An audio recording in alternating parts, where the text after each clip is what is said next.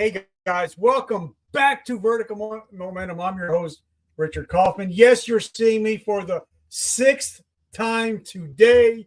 Thank you, Celsius Energy, for keeping me pumped up all day long. Guys, this is going to be an awesome interview. We're going to be talking about how to get rid of your BS, your belief systems, how to improve it, how to improve your mindset for success with my brother Michael. Now, not only is he an Air Force veteran, podcast host, he's a founder, he's the Swiss Army knife of positivity. Michael, my brother, welcome to the show. Hey, thank you, man. I appreciate that. Oh, man, I'm so pumped up and so grateful to be able to hang out with you today. And so first question right off the bat, because I do have a traumatic brain injury. If I don't ask the question, I'll forget it. What is your definition of resiliency? Resiliency to me is, there's the very basic definition, or the what we call the denotative definition, which would be when you fall, you get back up. It's a thing where it's a level of consistency and determination. But I think resiliency, more in the context that the audience would want to learn about it, would be a level of, so you have a goal that you're trying to get to, and that no matter what happens, when you fall, you get back up, but you actually get stronger and you learn from each one of the mistakes that you make on the way to getting your goal. And the reality is, if you, for instance, were, the first time you tried to become a singer, you had a hit album, or the first time you put out an app, you made $1 billion, you wouldn't have to have any resiliency. And actually, your journey from that point forward actually might be harder because of fewer bumps in the road. So resiliency is a teacher. My definition of resiliency would be, it's a teacher. It's a teacher that teaches you different lessons that eventually get you to your goal. I love it. And I believe, like I said, I'm a big fan of University of Texas. I'm a big Ricky Williams fan. And if he didn't go through the shit that he went through before he got to the NFL, I don't think he would have made it to being a future Hall of Famer, because he had to deal with the resiliency of, first of all, being a black guy at the University of Texas, having the long hair that he had, being a wild child. He was different, so he had to go through a lot of adversity in order to be great, in order to go to the Saints and then the Dolphins. So I think he's a perfect definition of resiliency. So tell us he retired. Sorry, go ahead. No, I knew Ricky. Ricky and I are the same age. Went to class at the same time. I'm sure he doesn't remember me though. But Ricky was one of the weirdest things where, we loved him. That the long hair didn't really bother anybody on campus, but we knew he smoked a lot of weed. And at UT Austin, there's kind of like a lot of people who smoke marijuana, and then there was also the Bible thumpers who didn't like it. Obviously, my man. We had a bunch of Matthew McConaughey, who's the biggest UT supporter there is. He got caught smoking weed, playing bongos in his house naked. It was just kind of a strange situation. But I will say this: I knew some of Ricky's girlfriends, and they were the prettiest girls at the whole school. That was for sure. So that was an interesting time seeing Ricky. I mean, that guy's a freak of nature. He's the closest thing I've seen to Bo Jackson. Maybe not quite as fast as Bo Jackson, but just absolutely built to just destroy people. Maybe Ricky, another comparison, Ricky Williams would be Marshawn Lynch. Maybe a little bit. Marshawn Lynch probably had a few more moves than Ricky, but Ricky was a lot like that. And I've met Ricky a couple of times, and I've talked to him, and probably one of the most quiet, unassuming dudes that you'll ever meet. I would talk to him like, Rick, can you speak up a little bit? But he has such a hulking presence, but such a humble and quiet nature. So tell us a little bit about where you come from, where did you grow up, and a little bit about your military service. So I grew up in East Dallas, around, if you guys are familiar with that area, it's around White Rock Lake. I went to high school south of Swiss Avenue at Woodrow Wilson. So I grew up in a really nice neighborhood, and I went to high school in a pretty bad neighborhood. It's better now due to gentrification. This is, 30 years ago. But Dallas is one of the most segregated cities in America. There's a great book about this called The Accommodation by Jim Schutz.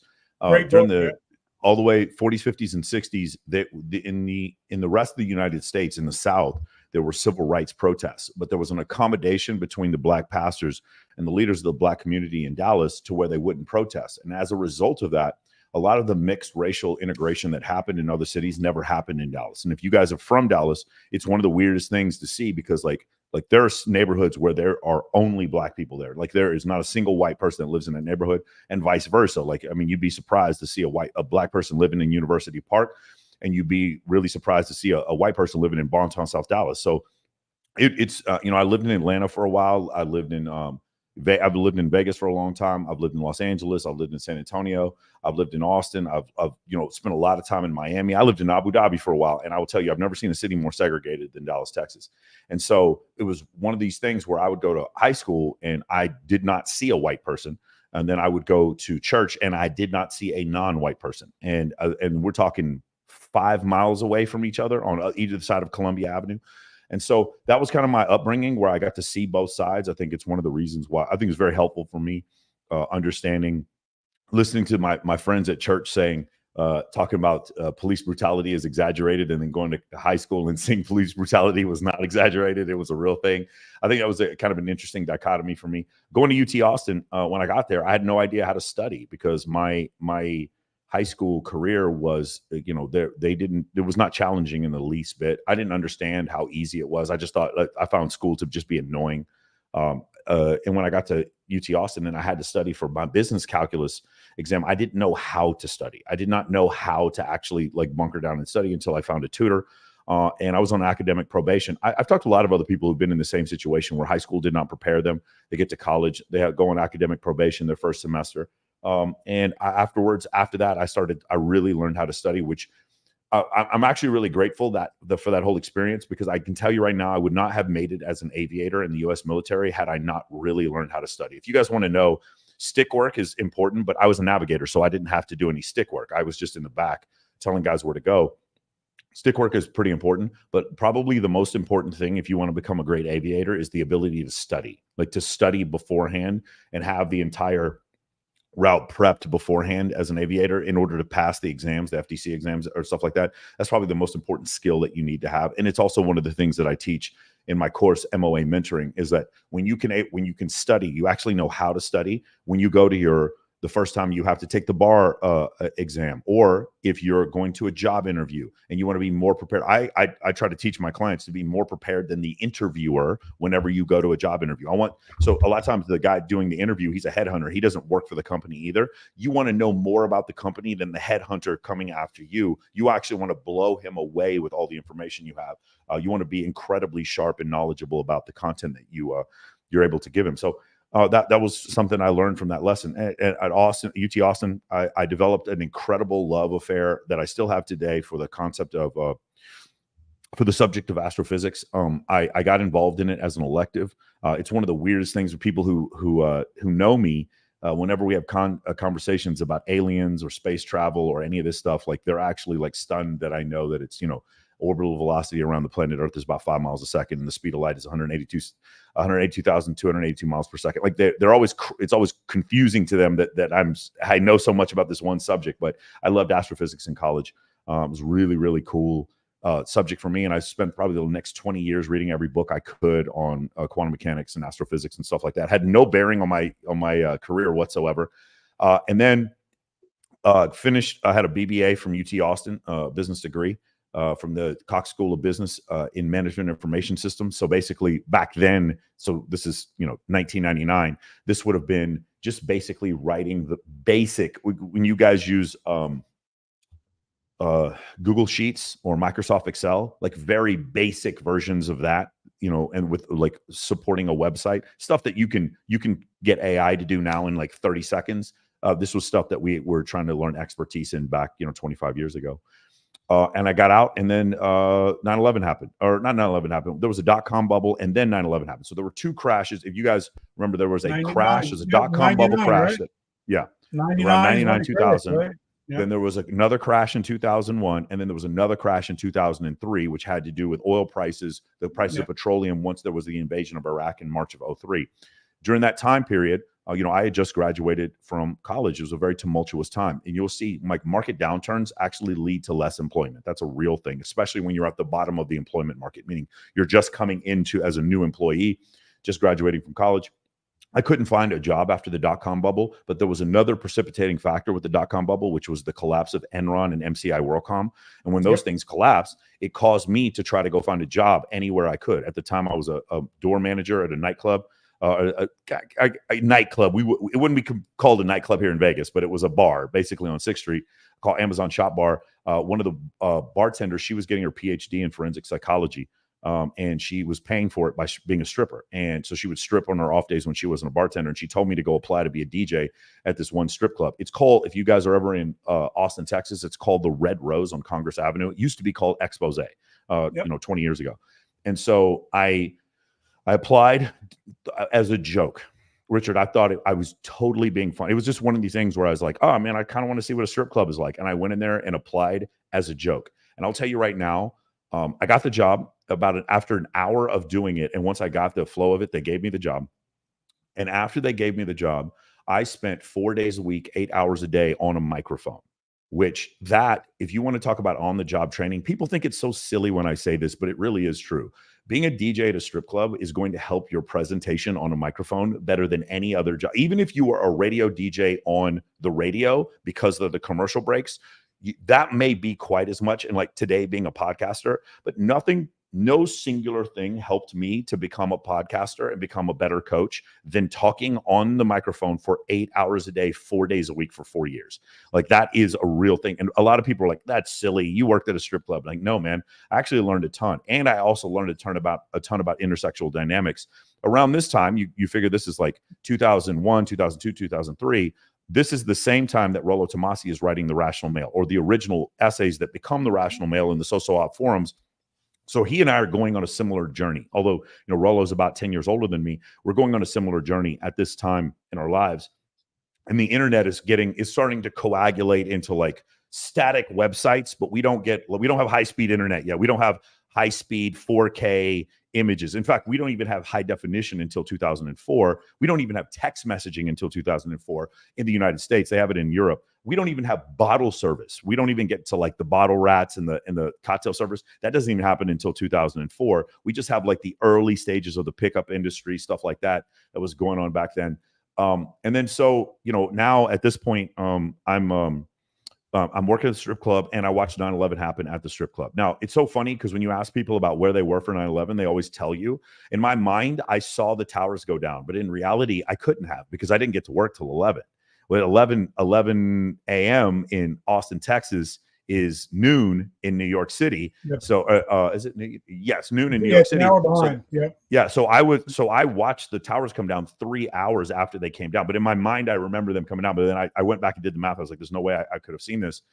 And I remember at first thinking like this was just an accident. And then when the second tower came down, I remember thinking, okay, this is not an accident. And it took me a couple of like I had to like resolve it in my mind what was going on. And I had two fraternity brothers, who Antonio Edwards and Marcus Cole, who ended up joining the Marine Corps and the Navy as aviators. Marcus ended up flying, I want to say he flew C-130s, and then Antonio, it became an EA-6B navigator in the Marine Corps. And so I went to the Marine Corps and I was going to try to join as an officer. They didn't have any spots. Everyone, obviously, you guys can imagine, after 9/11, recruiters' offices were packed full of guys like me trying to join the military.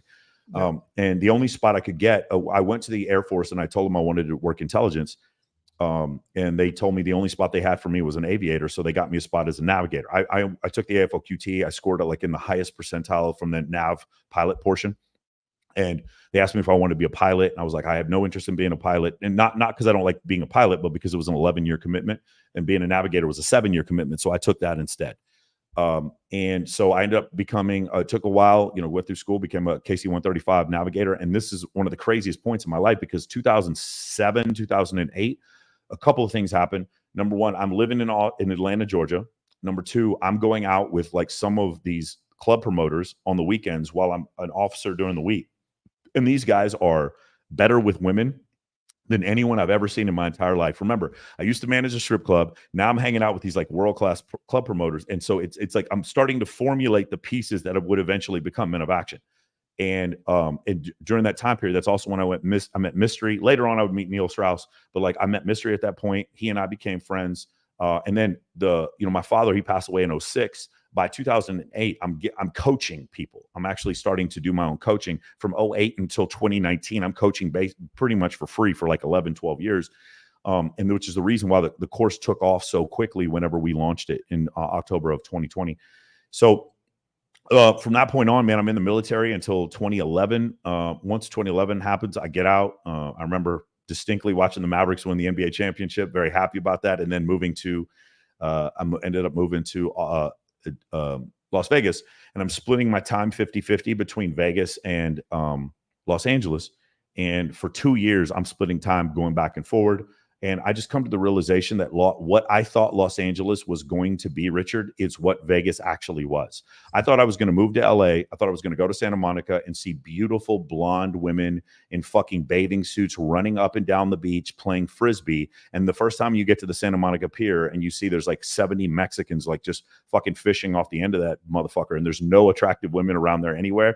And then you come to then you go to the nightclubs in LA and just realize like no one's good looking there, and it's just nothing but traffic, taxes, and homelessness. Then you go to Vegas and the first time you go to Encore Beach Club or Tao Beach, the first time you go to, Wet Republic, or the first time you go to IU or Live Beach or someplace like that, and you see oh my God, these are the most beautiful women I've ever seen in my life. And like, I live in Vegas, so I get in here for free. I'm standing on stage with the DJ. And so it took me about 2 years because I wanted to become an actor. I just gave up on my dream and living in LA. I moved to Vegas and I was there permanently. And so from 2011 until 2014, 15, I was just like kind of a minor event host. And then probably my big break was 2015. I ended up on accident hosting the Maxim Halloween party as their MC. And then from there, everything took off, because that was the day I met the guy who runs Paradise Challenge. And that was also the day that the guy who owns Babes in Toyland asked me to become the host of his event. And so I've been the host for Babes in Toyland, the Teatro parties, Paradise Challenge, Model Citizen Fund, and Smash Global, and several other events. I've been their MCs ever since then, and Swimsuit USA since 2019. And then from that point on, man, I started hosting bikini competitions. I've hosted 59 bikini competitions to this date. And all this information, like my existence in Las Vegas was just so wonderful. It's like I could go anywhere I wanted. Half the time they wouldn't even charge me for food when I went to dinner someplace. I got free hotel rooms. I would go on stage with my favorite DJ. Beautiful women would come into town. I'd be the first guy they hit it up. Whenever Richard, you hear somebody says, "Hey, I'm going to Vegas and I got a guy." He goes, "Oh, I'm going to go to the show. I got a guy. I'm the guy that they got." I'm almost always there. Whenever Adam Sosnick, who runs Saucecast, his PBD's partner, he goes, "I'm in Vegas. Whenever I go to Vegas, I got a guy." He's talking about me, right? And so, I became friends with the nightlife hosts. One of the crazy things is all the nightlife directors are the guys who own the nightlife group. So that's like Jason Strauss, Ron Nicoli over at Zook, the guys who actually run this, like the guys who run the stage over at XS, Jack Womack and Dave Haddon, they all watch my podcast. So it was like even more of a great connection through that. And that was another thing I learned, was having a podcast and creating content on a regular basis could turn you into a local celebrity, which is maybe like, it's not really famous, not like a 10 out of 10 famous. It's like 2 or 3 out of 10 famous. But when you're a local celebrity, every girl in your city knows what you look like. Everyone who's like hiring knows who you are. Everyone who's throwing a party invites you to their party. Every time you have a party, everyone wants to show up. Every single restaurant, the owner of the restaurant knows who you are. Every single nightclub, as soon as you walk up, they know who you are. It's kind of like local celebrity status. And then I was just like, man, I need to teach this. Like all these things that I've learned, like for me, work is work. But when I go home, when I want to go out, I'm on stage with Skrillex 12 minutes after I leave the gym. And then I'm back home in my bed watching Netflix 12 minutes after I get off stage with Skrillex. Like, how can I transmute this to other people in their lives? And so I decided to do that in my course. Men of Action. I teach you how to be a leader. So I teach all the concepts of leadership that I learned from being in the military. I teach you how to be a great communicator, all the concepts I learned from public speaking. I teach you how to become an incredible networker, all the concepts that I've learned from all the books that I've read and all the networking I've done from hosting a podcast. I teach you how to become really, really, really efficient at dating, from all the things that I've learned from the multiple dating coaches that I work with, to the fact that I have hundreds and hundreds of beautiful female friends that sort of introduce me to other women, get me into incredible places, and then also calibrate me to talking to beautiful women. So from all those lessons, I basically took 25 years of lessons that I just explained to you, and I put it into a course that's 10 pillars long. And you can take the course now. I mean, it's available for a lot of people. I've had 1,600 clients. go through the course. And when they're done, every single one of them comes to me and it was like, hey man, the course and that book list, there's a 30-book list you're supposed to go through. It takes about a year to get through. When they get through it, it's life-changing. I want you to go through all the things that I went through and all the mistakes that I made, getting your heart broken, going bankrupt, all that kind of stuff. I want you to go through all those things at the speed of light, like really quickly, so that you can get through you can fail faster. That's what the program is to help you do, is to help you get through those things faster. So that's where MOA mentoring came from. All right, so let's hop back real quick because I was in the bar scene behind the DJ booth many years, and it's amazing, especially in the strip clubs, because that's where I was at. It's amazing how you can learn to read a room, how you can turn up the heat just by knowing what song's going to hit at what time. And even when you get into a business setting, if you can learn to read a room, you can become so successful just by watching and learning how to turn the heat up in a room or cool it down a little bit. So talk about that, even just in relationships, of knowing what to say, when to say it, and when to turn up the heat and when to turn down the heat, how it can teach you how to be successful just by learning to read a room. So the thing I'm going to tell you is what I do first off, just success leaves clues. I don't get a lot of my strategies from Sun Tzu or Never Eat Alone or whatever the new or old strategy book is. I go and I watch guys who are incredibly successful, and then I watch how they act. And one of the things I'm going to do is I'm going to do mostly listening in the beginning. If you want to, for instance, if you guys, whoever your idol is, I don't know if it's Neil deGrasse Tyson or if it's Elon Musk or if your idol is The Rock or if your idol is Donald Trump, whoever it is, if you were to meet your idol, the two things that I'm going to tell you, number one is treat them the same that you would everyone else. Treat the janitor the same way you treat President Trump. And number two is, if you can get Donald Trump or The Rock or any of these other people to talk about themselves with you, they're going to feel super comfortable when they talk about themselves. Those are the first two things. And here's the third thing. Learn to speak the language of problem solving. This is something I learned as a navigator, as an aviator. Aviators, initially, if you go down to our core, we're problem solvers. As the navigator, my job was to come up with emergency airfields, to look at the weight and balance of the aircraft, to always know what the fuel load is, to know when I was the one who called bingo whenever we'd go down. And then I'm doing safety checks behind the pilot and the co-pilot to make sure that the gear down and the flaps are at 30. So what we're doing is as aviators, we are problem solvers. When I have conversations with some of my friends who are incredibly wealthy and successful, whether it's Ty Lopez, Dan Fleischman, Dan Bilzerian, Wes Watson, whether it's Greg O'Gallagher, Brandon Carter, Myron Gaines, Rollo Tomasi, well, whoever it is, whenever I'm talking to some of these people, I'm always solving problems. I'm even friends with I'm friends with a bunch of different people that are like huge celebrities, and I'll bring people to their events. So they'll have like a charity event, and I'll be the one who like brings a bunch of people there and helps promote it. And a lot of times people are like very confused. Like, why are you friends with that guy? Why am I like, Jim Jackson is a buddy of mine. It's really interesting. He played for the Dallas Mavericks. I just met him one time. And like with Jim, I'm always talking to him about different ideas that could be helpful for different stuff. And Jim's the same way with me. And the same thing, I talked to a bunch of different people that are in that. Jeremy Piven is another great comedian. The guy used to be on Entourage. And with Jeremy, he one time he had to promote his comedy show when he was doing it over at the Mirage. And I was like, hey man, I got some really cool ideas. We made some really fucking funny videos where he's standing there like he's a statue of himself standing next to the poster of himself. And people would just come up and just stare at him. It was hilarious, dude. And we posted the videos on his IG. It was really funny. But what am I always doing? I'm always trying to solve problems. I have a buddy of mine right now. Guys, worth several $100 million, and he's starting his own program, his own coaching program. And so I'm helping him step by step. I'm like, hey, this would probably be easier for you. He's doing a low ticket offer instead of a high ticket offer because he doesn't want to deal with a sales team. Like little things like that. I'm always in the communication with my friends. I'm always solving problems for them. So if you guys want to know, when you're dealing with the most high status people, like I said before, you want to treat them all the same. You want to make them talk about themselves, and you want to speak the language of problem solving. You can do those three things. You become so useful that you don't have to ask to get invited to the biggest parties. You're going to get invited to everything. Okay. And so let's talk about that, because when I started this podcast 6 years ago, we're up to 1,230 episodes, 3 million downloads. I started with nothing, but I tried to create value. So I would reach out to Mark and Brian Cuban to add value. I would reach out to Robert and Sharon Lecter, Kiyosaki, to add value. And I find, especially in the podcast space, if you're adding value, there's no way that you're not going to become known if you're giving 10 times more than you actually ask for. Sure. Yeah. Talk about how important it is adding value to especially people that are supposedly on the upper echelon, but a lot of times they just want to be heard and listened to. Like I had Sharon and Robert on. They said it was the greatest conversation they ever had, and I barely said anything. I let them do all the talking. So talk about how important that is.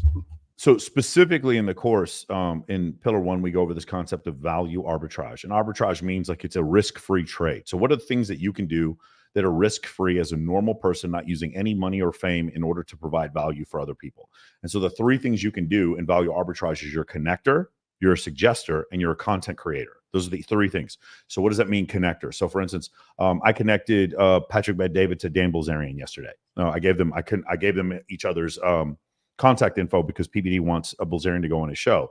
I've connected several other people. Like I connected Wes Watson to Fresh and Fit.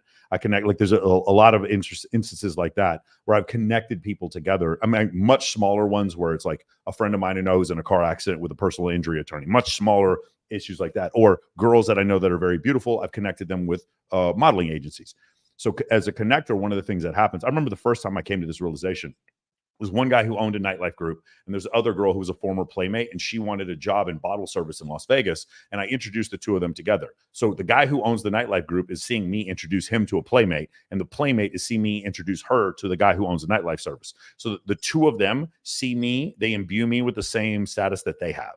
So like in reality, let's say I'm a 6 out of 10 and she's a 9 out of 10 and he's a 10 out of 10. The 2 of them look at me like I'm a 9 out of 10 because I introduced the 2 of them. Does that make sense? It's like you're imbued with value because you're a connector. Suggester, one of my favorite things Patrick Bet-David says, he goes, book drop, don't name drop.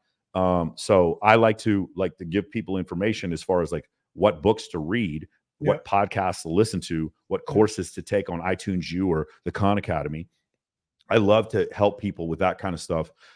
It's funny. Other guys are like sitting there, like talking smooth to girls and trying to show off how much money they have. Whenever a girl has a problem, I'm always giving her like 3 or 4 books that she should read. And it's so funny because when she reads the book, and the book is an investment, it's like 30, 40 hours of her time.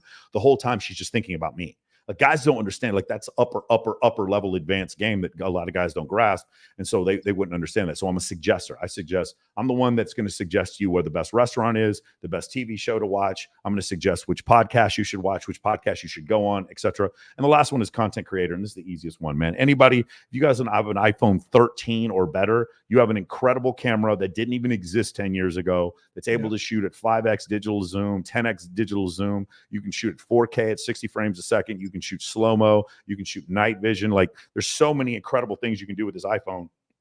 And you can do that to create content for other people. So if somebody's hosting an event, what are 3 ways that I can provide value for them, again, without using any status or any money? The 3 ways I can promote. So for instance, let's just say you were working with the VFW, you're working for the SBCA in your city, for some other thing like that. Well, the 3 ways you can provide value is 1, you can promote the event on social media. A lot of times, some of these event organizers don't know how to promote on social media. Number 2, you can take videos and photos of the event. And number 3, you can invite hundreds and hundreds of influencers from your list to come to these events. So for instance, like there's one charity event I do every November where we collect toys for the Midnight Mission. My job is to promote the event on social media. My job is I have a team that videos and photographs the event. And number 3, I invite hundreds and hundreds of women to come there and help us raise money for this toy drive. And so that's how you can provide value. Those are the easiest ways for you to provide value. Now, if you're watching this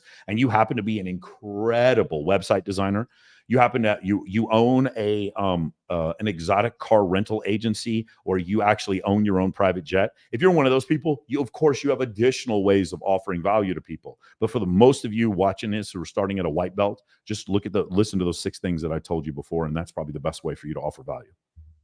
And I love that. And for me, like when I first started out, I had no money and I had no contacts. But then I figured out, wait a minute, if I can reach out to an influencer and touch their heart. Like a lot of people don't know that Sharon Lecter from Rich Dad Poor Dad lost her son to the 22. A lot of people don't realize that John Lee Dumas lost a tank crew in Iraq and he was suicidal. A lot of people don't realize Patrick Bet-David is a veteran. A lot of people don't realize Robert Kiyosaki was a helicopter pilot. He got shot down twice in Vietnam. Robert Kiyosaki got shot down. He got shot down twice in Vietnam, bro. He ever tell you the story? Robert Kiyosaki ever tell you the story about how he had a bunch of beers and he took a bunch of girls off this other island in Hawaii to like hook up with him, and then the MPs found him in the helicopter. They opened up the door in the helicopter, and all this beer came out of the helicopter, and he had all these women popping out. Dude, this is really crazy, man. Yeah. But so, if you could find a way to touch one of these influencers, not on not the way everybody else would. Hey, Patrick, I love your stuff, but instead of saying, hey, Patrick, thank you for your service and being a veteran. Thank you for everything you do for our veterans. That would gain a lot more traction than somebody saying, hey, I love your podcast. You know what I mean? Yeah. And a lot of people don't realize that no matter how famous people are, they still have feelings. They still have emotions. Yeah. And try to get them emotionally involved, Yeah. You'll find that I like to talk to people about things that they don't expect to talk about and things that they're very interested in. I would, if I ever get to interview PBD, I'm going to ask him about his time in the 101st Airborne. If you wanted to talk to Bilzerian, one of the things you talk about is amputees. That's probably the most important charity to him is probably, dealing with U.S. veterans that are amputees. Different stuff like that. Like you'll find that these different people have different experiences that they want to share with you. So, if I was going to if I ever met Elon Musk, I would ask him about, hey, what are you going to do about the radiation problem on the surface of Mars? Like there'd be different things like that I would talk to him about, because most people aren't going to have those conversations with him. So, and especially as a podcast host, like for me, when I had Steve Sims on, Steve D. Sims, and I had his son on a month later, he's on the show and he's like, I guess you're going to ask me about Elton John. I'm like, honestly, I don't give a shit about Elton John. I said, I want to hear what it was like being a 16-year-old bricklayer, being poor while you're with your girlfriend that's now your wife. How did it feel to be poor at 16? Yeah. He's like, nobody ever asked me that question. Yeah. And he shared that episode because nobody ever asked him that question. That's exactly right. Yeah. So talk to us about the podcast, because actually it's in my top 10 of all podcasts that I listen to, including Ed Mlet, Gary V, PBD.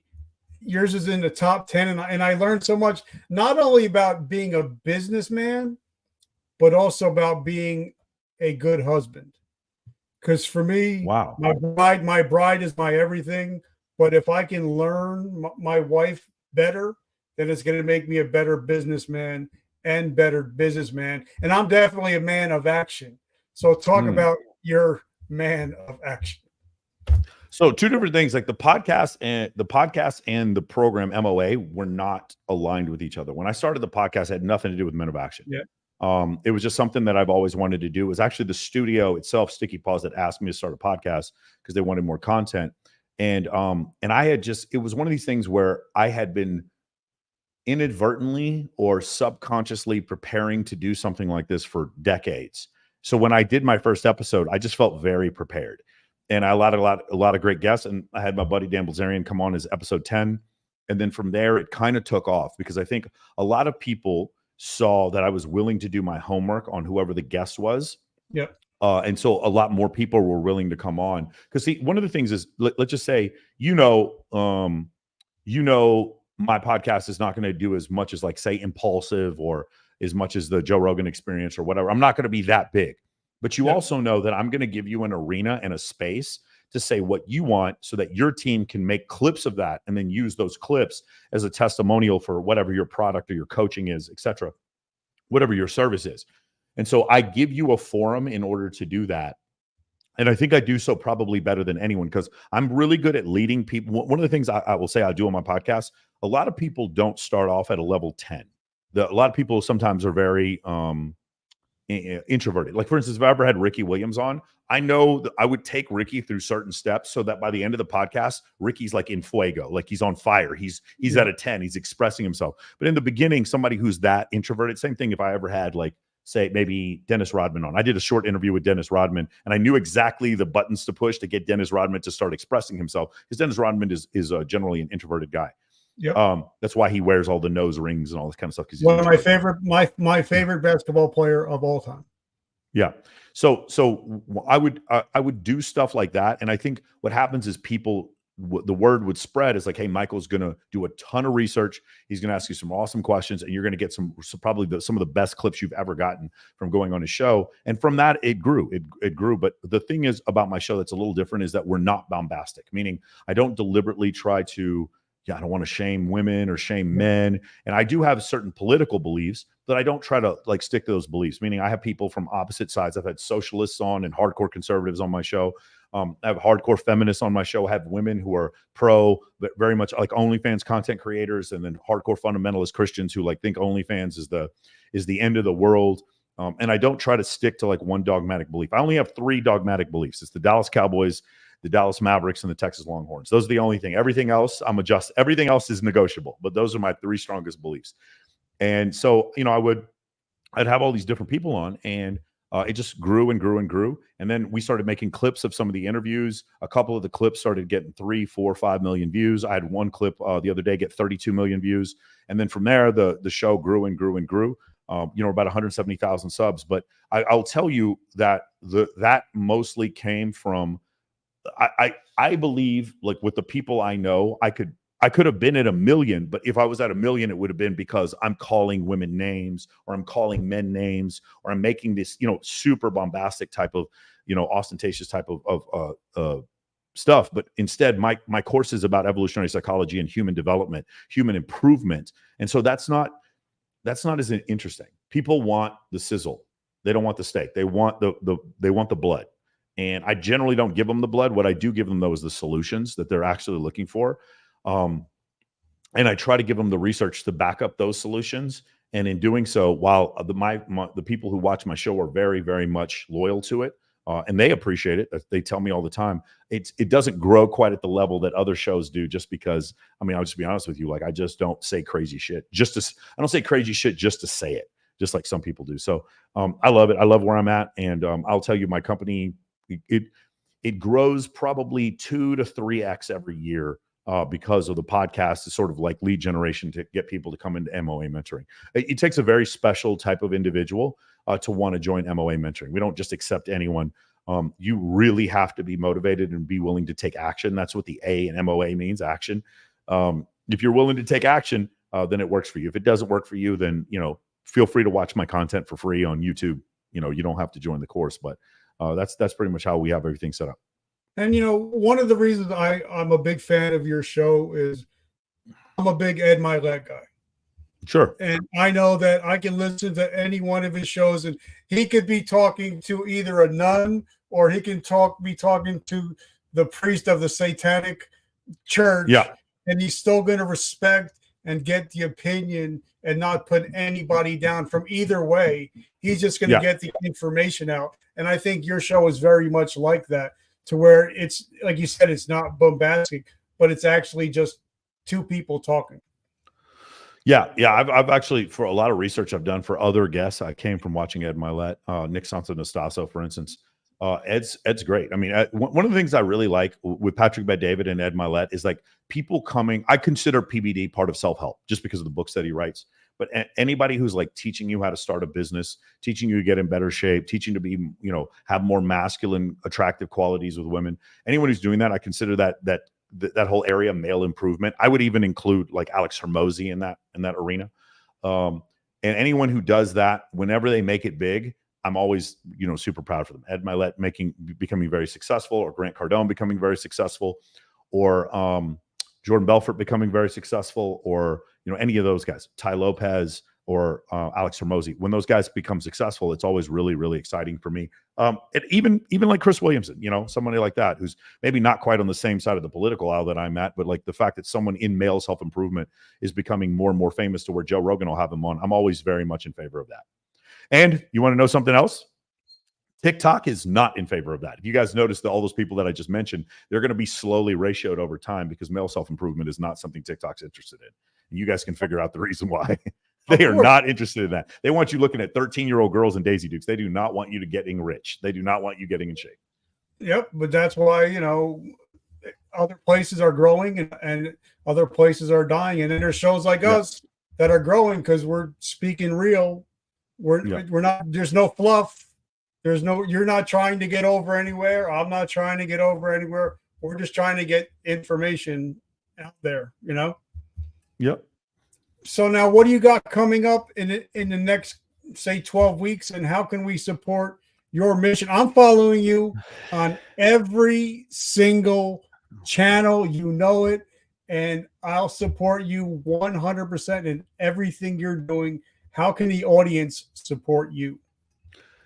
If you guys want to come, just go to Michael Sartain on Instagram. We're going to have like a list of different things we have coming up. Also, I have a free school group. It's Men of Action Free. So it's school.com, SKOOL.com/Men of Action Free. There's a hyphen in between each word. And if you join our free school group, it's going to have a list of all the events that we have coming up, and most of which are there to raise money for different charities. Some of them are just bikini competitions, but most of them are there charity events that we do to raise money for different charities. If you guys want to come and support us that way, that would be absolutely fantastic. And then if you're interested in actually like leveling up your networking skills, your communication skills, your leadership skills, and your dating skills, I would consider like joining the free school group. Maybe then at some point wanting to join Men of Action. If you're interested in that, you can go to MOA Mentoring.com. And if you guys are in MOA Mentoring.com and you're like, hey man, I want to learn even more, we have an in real life boot camp thing that we do, and it's called Vegas Immersion. You can go to vegasimmersion.io and you guys can check it out. Basically, you get to hang out with me for a week here in Las Vegas, and we teach you. We fix your Instagram, so we get you like a ton of really terrific photos. There's a bunch of theory that we teach, but most importantly, every single night you got to go out and talk to 50 women. No exceptions. You got to get over your fears, and you got to go do that in Las Vegas, the most stimulus-ridden, stimulus-heavy place on planet Earth. You got to go over there and get over your fears, and we teach you how to do that. I love it. So last question I have is just because I'm friends with the former owners of the Mavericks, and him and his brother Brian. Still owns 27%. Huh? Yeah. He still owns 27%. And his brother Brian is friggin' amazing. He's been on the show 3 times. I'm a big Luka guy. I love Luka.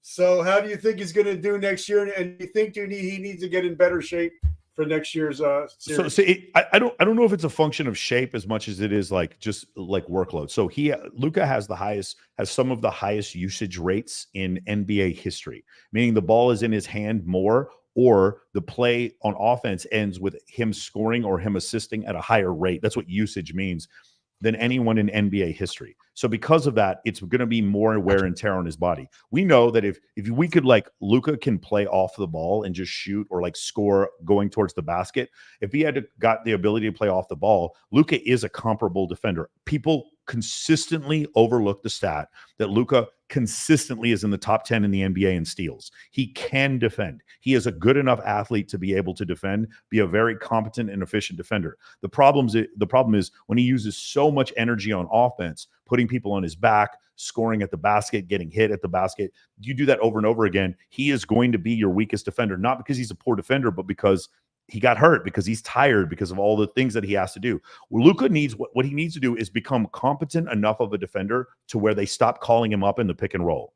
So because that's what other teams do is Luka scores, then the other team comes up and whoever who Luka's man is comes and sets a screen on whoever the primary ball handler is, and then that guy attacks Luka going to the basket. And you saw during the playoffs, Luka had really good defensive games. Then they got to Boston, and then he's just like, he's getting blown by over and over again because he just doesn't have anything left in the tank to play on both ends. This is the reason why you have a lot of guys on your team. They're only there to play defense because defense takes more energy than offense. Yep.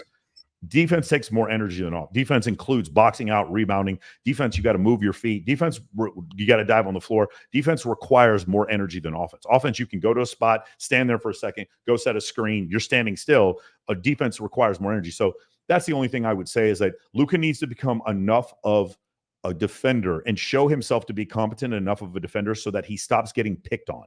And once we get to that point, then the sky is the limit. I think a team similar to the one we saw. I think what you saw with Jones Jr., Derek Jones Jr. I think Derek Jones Jr., I would love to have him as a competent backup coming off the bench.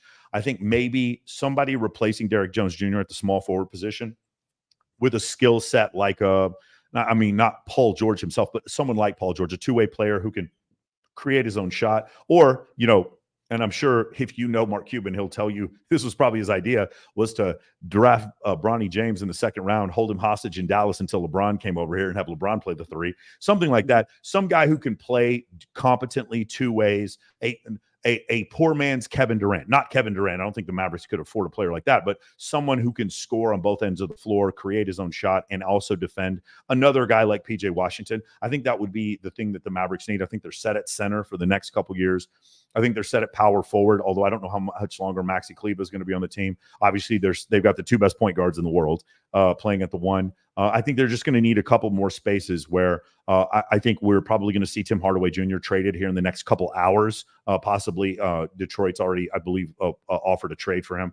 And then once we do that, they're going to keep Derek Jones Jr., which I think they should. But like the way the Mavericks are set up now with Dante Exum and Derek Jones Jr., the way they're set up now with Maxi Kleber and PJ Washington and Gafford and Lively, they have a bunch of really competent defenders. And they have these really good defenders surrounding two dynamic offensive players. I think they need one more two-way guy. Jimmy Butler would be another example. Obviously, the Mavericks can't afford Jimmy Butler, but that type of player who can do really well on both ends of the court, I think that's who the Mavericks need. One more guy like that. And then if they do that, I think you take that into next season with an improved Luka who's in better shape, and one more year of Kyrie, playing near his prime. I think this Mavericks team can go to the finals again. Yeah, and I think Lively is going to be a superstar in the future.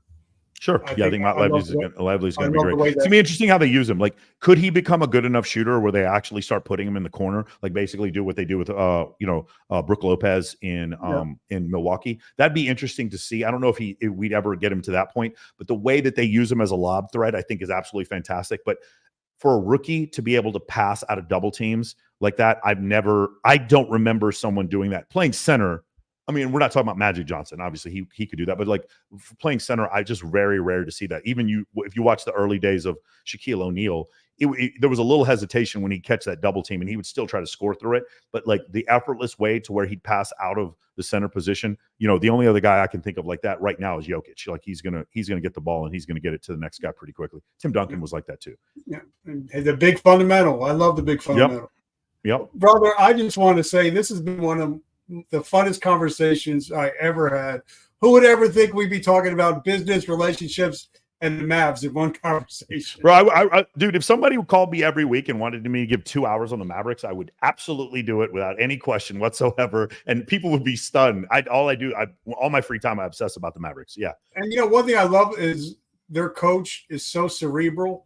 I remember I met him when he played for the Nets, and one of the smartest dudes I've ever met. He is, and I think it's been a learning process for him because I think he made some mistakes in Milwaukee, and I think he made some mistakes in when he was with New Jersey. I think he did when he was with Brooklyn. I think he made some mistakes in the way that it was. One of the issues with leadership, and this will tie back to what we were talking about before, is that when things go wrong, it's your fault, and when things go good, you're the one who's going to get the credit. And I think Jason Kidd initially in his coaching career had a little bit of a hard time dealing with the part where when things go wrong, it's your fault, and he would come off as defensive a little bit towards the media. This is the media saying this, not me. And I think that it kind of put every individual person, like Luka has to take Luka's defense personal. Like Luka has to do that. It's not Jason Kidd, but Jason Kidd understands that the defense of the Dallas Mavericks is his responsibility, even if it's not his fault. And that's something I think Jason's had to learn. Coach Kidd's had to learn over the last couple of years, is that these things are kind of his fault. And even though they're his responsibility, even if they're not his fault. And then in doing so, coming to that realization, that's when you hold other people accountable. But when things go wrong and you're just sitting there like fighting with the media, then it doesn't help anybody. And I think he's learned that lesson. And I can see this team in this configuration make a championship run with this coach and these two superstars. Now, I'm a lifelong Lakers fan. I'm not a LeBron fan, but I'm a Showtime Lakers fan. Yeah. And I am so impressed with the Boston Celtics coach. Yeah. Wow, what an amazing young leader. That guy's an actual leader, and you can see how the team is willing to run through walls for that gentleman. Yeah, well, the thing they did was they're an improvement on what the Golden State Warriors were. So if you look at the Warriors, you had 5 guys who could score, and then they might put Looney down in the box in the dunker spot or whatever. But like you'd have 4 guys who could shoot threes, and then you had a couple of guys who could defend and a couple of guys who could. The difference with this Boston team is you have 5 guys who can defend and 5 guys who can shoot threes. So they're a slightly improved version of what Golden State was. I don't think they have a player as dynamic on offense as Steph Curry, but what I do say is that when they hit that 22-foot corner 3-point shot, they led the NBA in 3-point attempts. By the way, Dallas was second in the league in 3-point attempts. They led, I think, 42.5 3-point attempts per game, something like that. What happened is they took Golden State's model formula that Golden State started in 2014, and they expanded it to like, okay, what if we actually got even better at shooting threes, shot more threes, and then actually had 5 guys who could switch and defend at every position. And you saw that frequently with Al Horford being able to switch out on Luka and play really well. So they've actually taken the analytics even to a further place where it's like all 5 guys can switch and guard every position, and all 5 guys can shoot threes, while at the same time having 2 dynamic defenders and everyone on the team being a two-way player. I think that's where this whole thing has switched up. So Boston, it's do they have the same talent as the 2017 Golden State Warriors? No. But could they beat that 2017 Golden State Warriors team? I don't know, man. It would be a pretty interesting matchup to watch because they have so many bodies to throw at the offensive players for Golden State. And I don't know that Golden State has the bodies to throw at Tatum and Brown. So it'd be interesting to watch. And I think Al Horford was old 10 years ago. And they said he's too old to play. 38 years old. He's still kicking ass.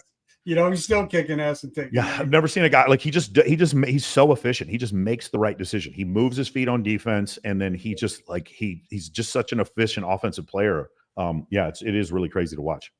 So, brother, I'm just so grateful, and thank you so much for taking the time to hang out. For sure, Absolutely, love you, man. And if there's anything I can ever do to support your mission, you let me know. I'm 100% in. No questions asked. All right, man. Thank you so much, Richard. Talk to you soon, brother. Have a great week. And, guys, make sure you check out all his social media. By the way, his TikTok is fire, I got to say. Check out his Instagram. I love the Instagram. And, guys, make sure you check him out. Amazing dude.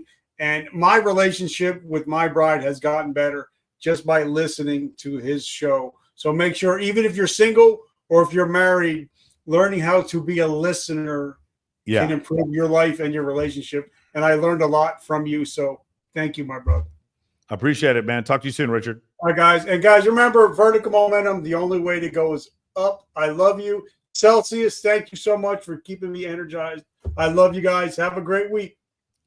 Take care.